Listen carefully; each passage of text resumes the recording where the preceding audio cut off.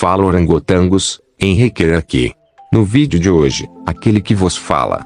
Está na hora de falarmos sobre uma temática muito polêmica na cultura pop atual. Simplesmente uma coisa que está em todo lugar e cada vez mais forte.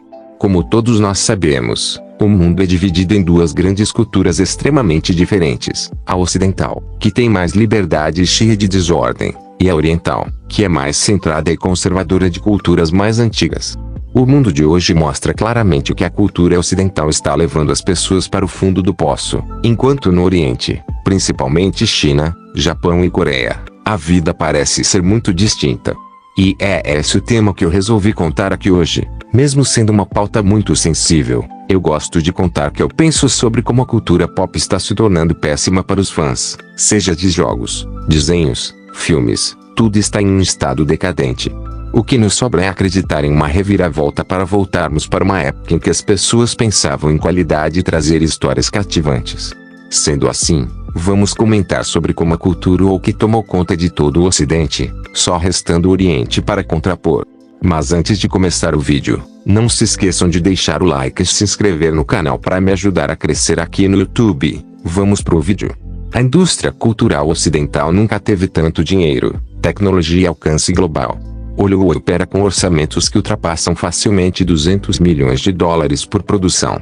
A indústria de games movimenta cifras maiores que cinema e música combinados.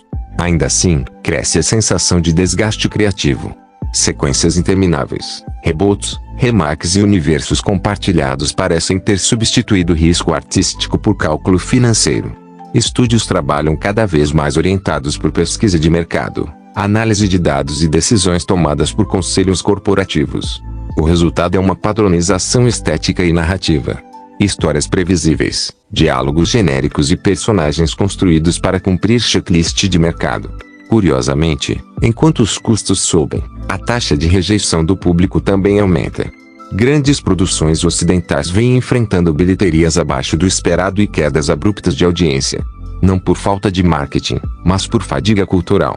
O público percebe quando a prioridade deixa de ser contar uma boa história e passa a ser proteger marca, reputação corporativa ou agenda ideológica. O termo cultura woke tornou-se símbolo de uma mudança estrutural no entretenimento ocidental. Não se trata apenas de inclusão ou diversidade, que sempre existiram na ficção, mas da percepção de que obras passaram a ser concebidas com uma função pedagógica explícita. Em muitos casos, personagens deixam de ser indivíduos complexos para se tornarem representantes simbólicos de grupos. Conflitos deixam de emergir organicamente da trama e passam a ser construídos como alegorias contemporâneas. O roteiro passa a servir a mensagem, e não o contrário. Uma curiosidade interessante é que muitos roteiristas e produtores hoje passam por consultorias externas de sensibilidade cultural, algo quase inexistente há 2 décadas. Embora a intenção declarada seja evitar estereótipos, críticos argumentam que isso frequentemente resulta em personagens excessivamente cautelosos, moralmente homogêneos e dramaticamente menos interessantes. O público percebe quando está sendo instruído em vez de entretido. E a reação não vem apenas em críticas online, ela aparece em queda de audiência, review bombing, rejeição em pré-estreias e até desvalorização de marcas consolidadas. O problema não é diversidade, é a hierarquização da pauta acima da qualidade narrativa. Franquias são construídas ao longo de décadas. Elas criam mitologia, identidade estética, arquétipos claros e vínculos emocionais profundos. Quando estúdios decidem reinventar essas obras para alinhá-las a tendências culturais contemporâneas, frequentemente ignoram o capital simbólico acumulado. Mudanças de personalidade em protagonistas clássicos, inversões abruptas de papéis ou reinterpretações que parecem antagonizar o próprio público criam um sentimento de ruptura.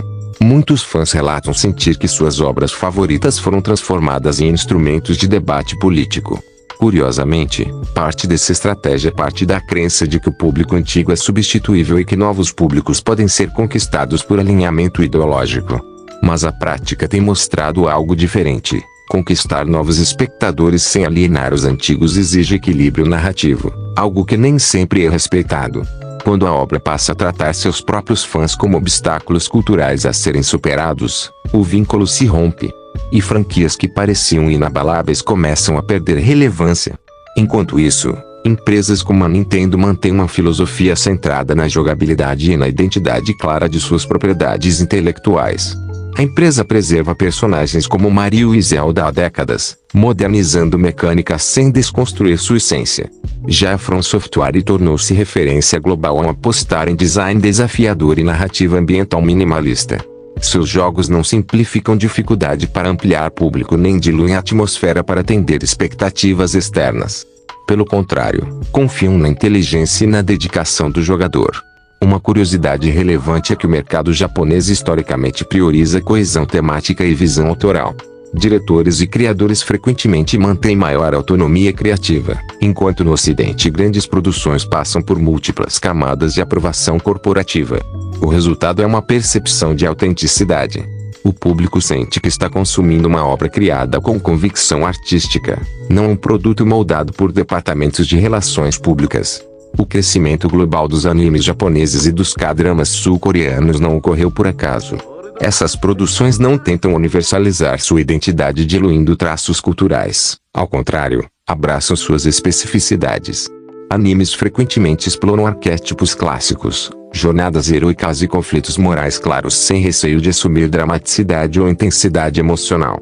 Já as novelas coreanas apostam em construção gradual de relacionamento, tensão psicológica e roteiros fechados, com começo, meio e fim definidos, algo cada vez mais raro em franquias ocidentais intermináveis.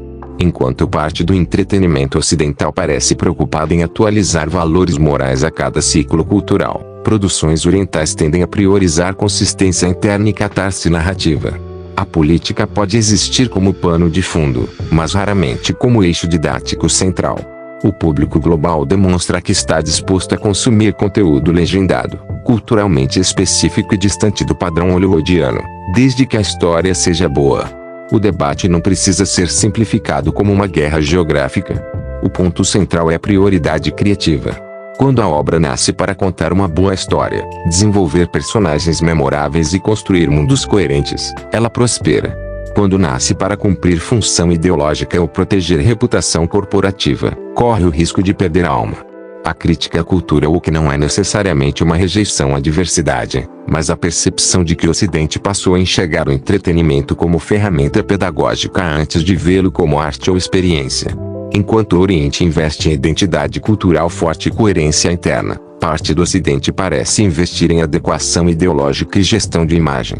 E o público, cada vez mais global e menos dependente de Hollywood, está votando com atenção, tempo e dinheiro.